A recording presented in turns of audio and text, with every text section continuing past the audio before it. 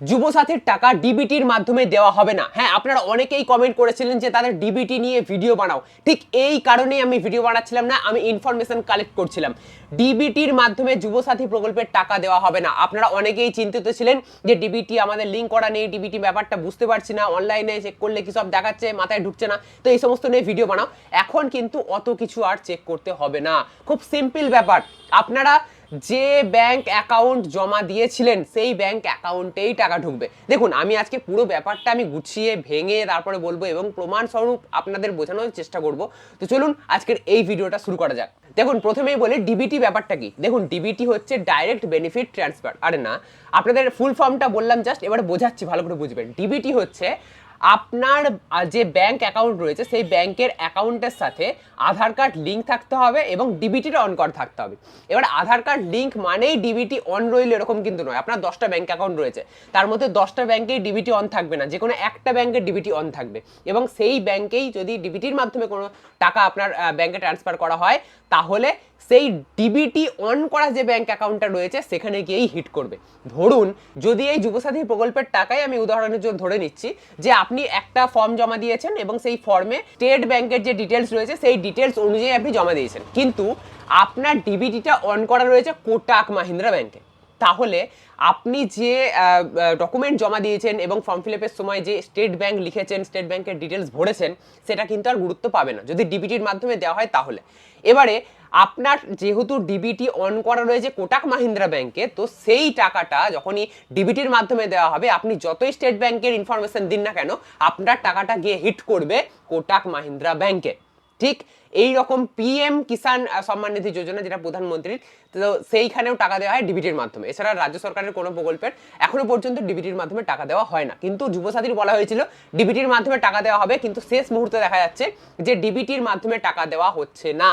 আপনারা যে bank account number দিয়েছিলেন সেই ব্যাংক অ্যাকাউন্টের যে IFSC code, branch, bank account number, সেই অনুযায়ী কিন্তু আপনাদের ব্যাংক অ্যাকাউন্টে ট্রেজারির মাধ্যমে, এনইএফটির মাধ্যমে আপনাদের ব্যাংক অ্যাকাউন্টে টাকা ঢুকবে। এবারে আপনারা আমার উপর অনেকেই ঝাঁপিয়ে পড়বেন যে ভুল বলছে, এর কথা বিশ্বাস করা যাচ্ছে না, ভুল বলছে, কেমন কেমন লাগছে, প্রথম থেকে বলে আসছে ডিবিটির মাধ্যমে দেবে, এখন বলছে ডিবিটির মাধ্যমে দেবে না। আমি কত কিছু করলাম অনলাইনে, এটা করলাম, কেউ বলছে ওটা করুন, কেউ বলছে এটা করুন, ডিবিটি অন করে রাখুন, নাহলে টাকা ঢুকবে না, ভালো করে দেখুন। তো এত কিছু করার পর বলছে ডিবিটির মাধ্যমে দেবে না, এটা কিরকম হচ্ছে? ভুল বলছে, এরকম মনে হতে পারে। তো ভেঙে বলছি, ভালো করে দেখবেন এই মেসেজটা, যেটা যুবসাথী প্রকল্প থেকেই পাঠানো হচ্ছে, ভালো করে দেখতে পাচ্ছেন আপনার স্ক্রিনে, সেখানে কিন্তু দেওয়া হচ্ছে যে ট্রেজারির মাধ্যমে টাকাটা দেওয়া হচ্ছে। দেখুন, ট্রেজারি থেকে আপনাদের টাকাটা রিলিজ হয়েছে সেটা দেখাচ্ছে এবং কবে টাকাটা ঢুকবে সেটাও দেখাচ্ছে। এবারে বেসিক্যালি যেটা হয় সেটা আমি বলছি, কৃষক বন্ধুর ক্ষেত্রেও এই ব্যাপারটাই ঘটে।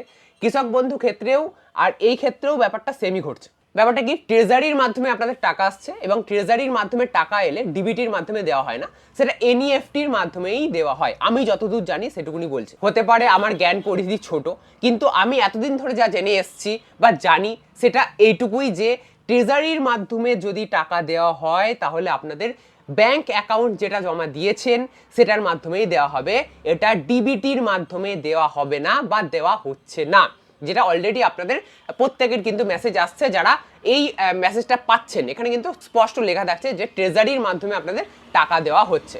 তো সেক্ষেত্রে আপনাদের ডিবিটি লিঙ্ক থাকুক ছাই না থাকুক, আপনাদের ব্যাংক অ্যাকাউন্টে টাকা ঢুকবে। এবারে সমস্যায় পড়লেন তারা যারা ফর্ম ফিল আপ করার সময় ব্যাংকের অ্যাকাউন্ট নম্বর ভুল লিখেছেন, আইএফএসসি কোড ভুল লিখেছেন, তো সেক্ষেত্রে আপনাদের কিন্তু বড় সমস্যা হয়ে গেল। আমি বলেছিলাম যদি ডিবিটির মাধ্যমে টাকা দেওয়া হয় তাহলে এই ফর্মে যদি আপনি ভুলও লেখেন তাহলে কিছু আসে যায় না, কিন্তু যেহেতু ট্রেজারির মাধ্যমে দেওয়া হচ্ছে সেহেতু যেরকম এন্ট্রি হয়েছে, আপনি যদি অনলাইনে ভুল করে থাকেন তাহলে কিন্তু আপনার ব্যাংকের অ্যাকাউন্টে টাকা ঢুকবে না, যদি অ্যাকাউন্ট নাম্বারই ভুল হয়ে থাকে। এবারে যদি এরকম হয়ে থাকে, অফলাইনে ফর্ম জমা করেছেন, যে ডেটা এন্ট্রি করেছে তার হয়তো কোনো মিস্টেক হয়েছে, তো সেক্ষেত্রেও কিন্তু আপনাদের টাকা ঢুকবে না। যদি এটা ডিবিটির মাধ্যমে দেওয়া হতো তাহলে এই প্রবলেমটা হতো না। সে ব্যাংক অ্যাকাউন্ট নাম্বার যদি ভুলও এন্ট্রি হতো তাহলেও কিন্তু আপনাদের ব্যাংক অ্যাকাউন্টে টাকা ঢুকে যেত, ডিবিটি যেহেতু অন করা থাকতো, আপনাদের আধার কার্ড অনুযায়ী যেহেতু টাকা দেওয়া হতো। তো এই ক্ষেত্রে কিন্তু সেই সুযোগটা থাকছে না। একদিকে ভালো যে ডিবিটির মাধ্যমে দেওয়া হচ্ছে না, আবার একদিকে খারাপ যে ডিবিটির মাধ্যমে দেওয়া হচ্ছে না। তো ব্যাপারটা হচ্ছে এখন তারাই সমস্যায় পড়বেন যারা ফর্ম ফিল আপ করতে গিয়ে ব্যাংকের ডিটেলসের জায়গায় ভুল কিছু লিখেছেন। আর তাছাড়া কোনো সমস্যা নেই, আপনারা যে ব্যাংক অ্যাকাউন্ট দিয়েছিলেন সেখানেই আপনাদের টাকা ঢুকবে। আর অনলাইনে কিছু দেখার দরকার নেই যে ডিবিটি আপনার অন আছে কিনা, ডিবিটি অন নেই কিনা, বা এই সমস্ত কিছু আপাতত আর দেখার প্রয়োজন পড়ছে না। এবারে এইখানে কিন্তু আমি লাস্টে একটা ডিক্লারেশন দেওয়ার চেষ্টা করব।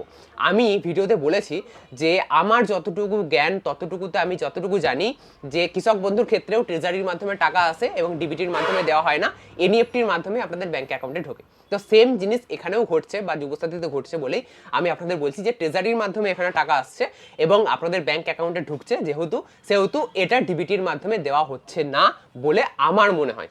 ঠিক আছে, এটা কিন্তু ভালো করে বুঝবেন যে আমার মনে হয়, লাস্টে আমি এই কথাটা বলছি। আমি এই ভিডিওটা কেন বানাচ্ছি, কারণ আপনারাই রিকোয়েস্ট করেছিলেন যে ডিবিটির ব্যাপারটা কিছু বুঝতে পারছি না, তো এই জন্য আমি ইনফরমেশন কালেক্ট করছিলাম। আমি যেটুকু ইনফরমেশন কালেক্ট করতে পেরেছি তার দরুন আমি এটাই জানতে পেরেছি যে ট্রেজারির মাধ্যমে যদি টাকা দেওয়া হয় তাহলে সেটা ডিবিটির মাধ্যমে টাকা দেওয়া হচ্ছে না। ট্রেজারি মানে এনইএফটি, যেরকম ভাবে লক্ষ্মীর ভান্ডার দেওয়া হয়, যেরকম ভাবে কৃষক বন্ধুর টাকা দেওয়া হয়, সেরকম ভাবেই আপনাদের এনইএফটির মাধ্যমে টাকা দেওয়া হবে, ডিবিটির মাধ্যমে নয়। আশা করবো আজকের এই ভিডিওটা দেখে আপনাদের অনেক ভালো লাগবে।